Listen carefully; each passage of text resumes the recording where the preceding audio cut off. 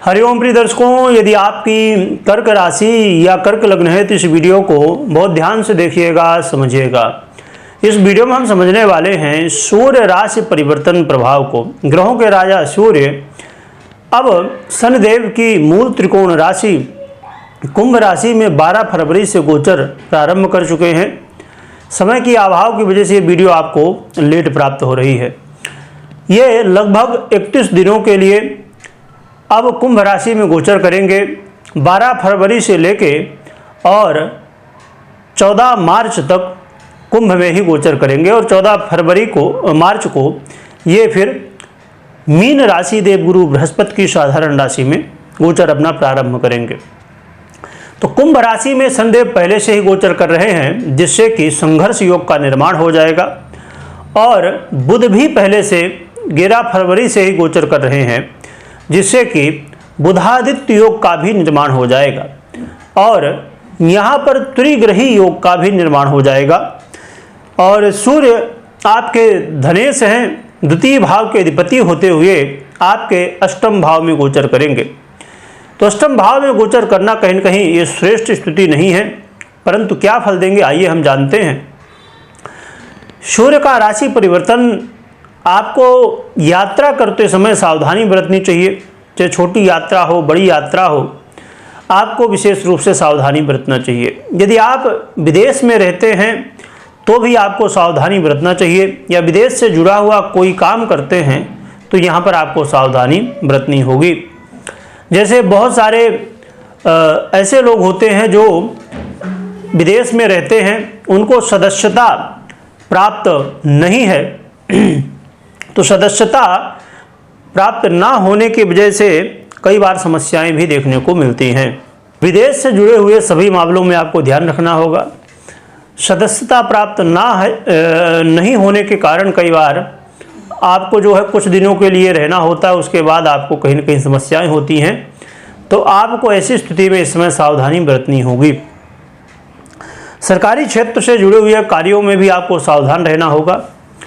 घर परिवार की स्थिति कहीं न कहीं जो पहले से कलह का माहौल बना हुआ था उसमें सुधार आएगा, पूर्ण रूप से नहीं परंतु सुधार आता हुआ दिखाई देगा। आपकी वाणी में संयम बरतना और साथ में बैंक बैलेंस में वृद्धि होती हुई दिखाई देगी, परंतु ये वृद्धि संघर्ष के बाद ही प्राप्त होगी। यानी कि कहीं न कहीं इस समय 31 दिनों के लिए संघर्ष रहने वाला है जीवन में, और आपको संघर्ष से भागना नहीं है। जितना आप मेहनत करेंगे, जितना संघर्ष से लड़ेंगे, उतना ही आपको सफलताएं प्राप्त होने वाली हैं। इसके अलावा देखा जाए तो यदि पैतृक संपत्ति से जुड़े हुए कोई मामले थे, इनमें भी आपको सावधान रहना होगा, जो कि पहले से बेहतर स्थितियां हैं।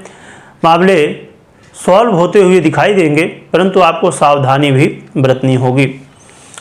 इसके अलावा यदि आप ऐसा कोई काम करते हैं जो वाणी से संबंधित है, जैसे वकील हैं, जज हैं, या सोशल मीडिया में आप वर्क करते हैं, तो भी आपको सावधानी बरतनी होगी, क्योंकि कहीं न कहीं वाणी का प्रयोग होता है और ऐसी स्थिति में आपके वाणी के द्वारा कई तरह की समस्याएं खड़ी हो सकती हैं। देखा जाए तो सूर्य का ये परिवर्तन कुछ हमें ऐसा फल देने वाला है, परंतु क्या उपाय करना चाहिए जिससे हमें सहयोग मिले, अच्छे फल प्राप्त हों, ये हम जानेंगे। इससे पहले ये आप जान लीजिए कि आपको कभी भी कोई भी निर्णय लेना है तो अपनी पर्सनल जन्म कुंडली अवश्य देखनी चाहिए, इसके बाद ही निर्णय लेना चाहिए। यदि आप अपनी कुंडली देखना चाहते हैं तो ज़रूरी है कि आपको ज्योतिष का ज्ञान हो। तो आप लोगों के लिए एक नया चैनल हमने बनाया है, चिंतामणि ज्योतिष ज्ञान। तो आप YouTube में सर्च करके और जुड़ सकते हैं और ज्योतिष सीख सकते हैं। रही बात कि उपाय क्या करना चाहिए, तो इसके लिए एक तो अपनी दिनचर्या को बेहतर बनाइए। आप भगवान सूर्य की आराधना करिए, अर्घ्य दीजिए, पिता का सम्मान करिए और साथ में हनुमान जी की भी आराधना आप जारी रखिए। यदि पहले से आप कर रहे हैं तो बहुत अच्छी बात है, नहीं कर रहे हैं तो आप हनुमान चालीसा का भी पाठ कर सकते हैं, या तो आप गायत्री मंत्र का जप कर सकते हैं। इससे और भी अच्छे परिणाम आपको देखने को मिलेंगे। समय का जरूर ध्यान रखें, क्योंकि सूर्य समय है, एक घड़ी का प्रतीक है, इसलिए आप किसी को समय दे रहे हैं कि मैं इतने बजे आऊँगा, ये काम इस समय करूँगा, तो उस चीज़ का ध्यान रखें जिससे सूर्य आपको और भी अच्छे फल दे सकेंगे। कमेंट में जय सूर्यदेव लिखिएगा, लिखने के साथ स्मरण करिएगा। वीडियो देखने के लिए बहुत बहुत धन्यवाद।